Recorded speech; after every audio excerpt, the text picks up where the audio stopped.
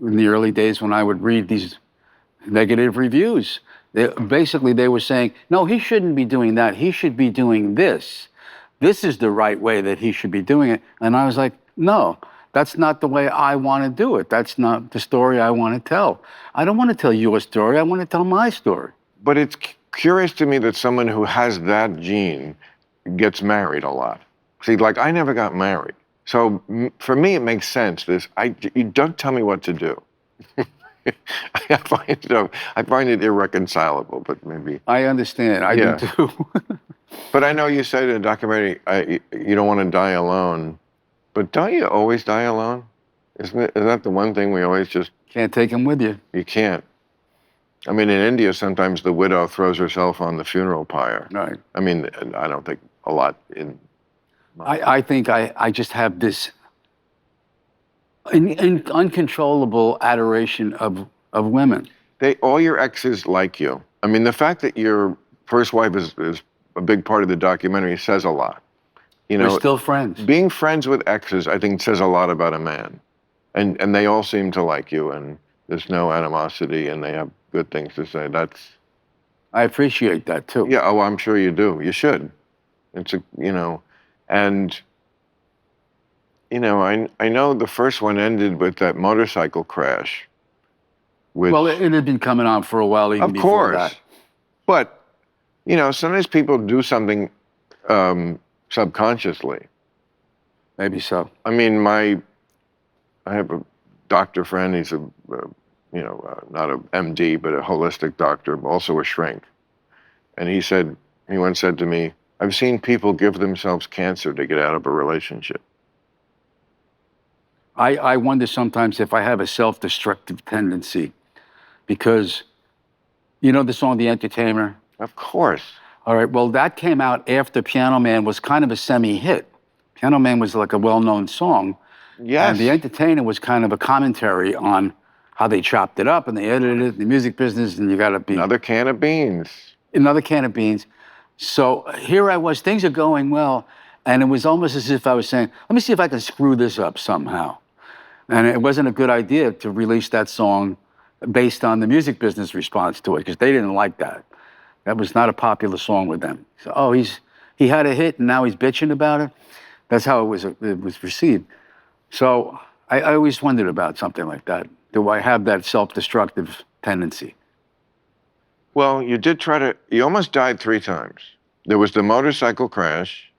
Then there was well, you know what? Those early ones, I had the same, I'm going to kill myself when I was 19 years old. If I could have gotten laid once at Cornell. You probably would have been better off. Are you kidding? My depression would have lifted and Exactly. I would not be suicidal. Right. But, there's that era of your life where you do kind of have this, you have to get over the idea of feeling sorry for yourself. Yes. And that's what, one where you... That's a big one. You drank lemon pledge. I saw that in the documentary.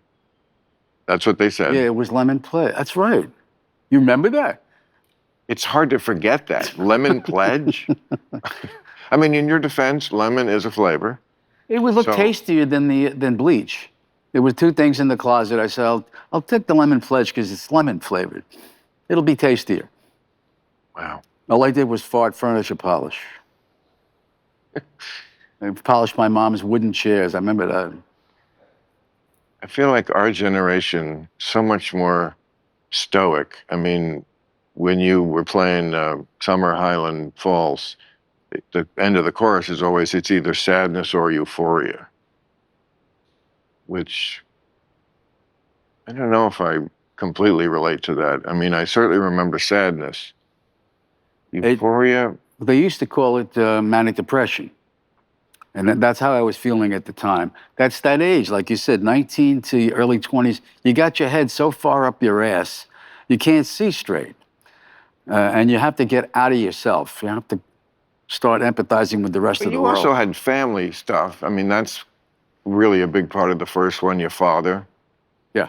Or lack of, I didn't know all that. That you kind of he left, and then even when you found him, it was not.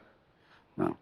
What is the lesson there? That even when you're related to somebody, they don't have to be kind. They don't have to be good to you. They don't have to care. What is it? Don't meet your heroes because they're going to let you down somehow. But when it's your own kin. You know what? My mother told me a story. My mother did not have a father. He left as soon as she was born. This is in the 20s. And so she was raised by my grandmother and the immediate, the larger family, the grandparents.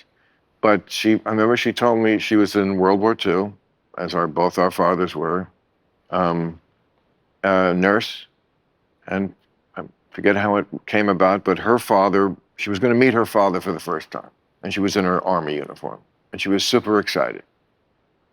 She didn't tell me a lot of stories like this, but she met him, and she just said, it wasn't like he was mean or anything. He just was like cold. It was like he just had to be there. He didn't really want to be there.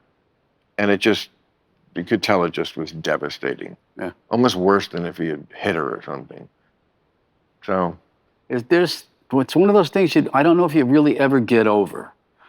No, not family stuff. I mean, I realize, the song Vienna. I didn't realize until recently it was me writing about me. Yes. I just thought it was about my friends. I was seeing my friends drive themselves crazy trying to live the American dream. And I thought I was talking about them. And I watched the doc and I went, wait a minute, this is me looking for my dad. That's what this is about. And I'm still trying to work all that out. All those songs you have about going home to your family. Right. Like, you cannot understand how interchangeable, like people of our age who grew up like in the suburbs of New York, our lives were. I bet you grew up in an all-white town.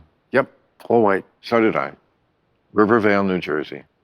And, this is supposedly the liberal right, northeast, right, New York City, but that's where people were in the 50s and 60s. Yeah. But all those songs, it's like, wow, this guy's so in my head, well, our fathers fought the Second World War. My father fought the Second. We spent our weekends on the Jersey Shore. Or the one about the Suburban showdown. Again, what an opus. I've had that feeling when I lived in LA and I was going home for Thanksgiving or something, and it was like, going east on a plane, drinking all that free champagne. I know it's supposed to be fun, but I wish I took my gun. And then, sitting around with the neighbors there and the TV on the kitchen chairs, all those details were exactly my life. Well, it was what I knew. But you remember when we were growing up, the prevailing literature at the time was trashing the suburban culture. So we were kind of made to feel non-existent almost, useless, vanilla. What's the point of existence? We're just existentialists. I remember feeling insignificant because of that, and I was trying to present, hey, I'm here. We're here. We have something to discuss. We have something to talk about. We're not non-existent. We do exist. But we also were aware of our own lameness. Yes, we were very much aware of it, I think. I mean, We're beaten over the head with it.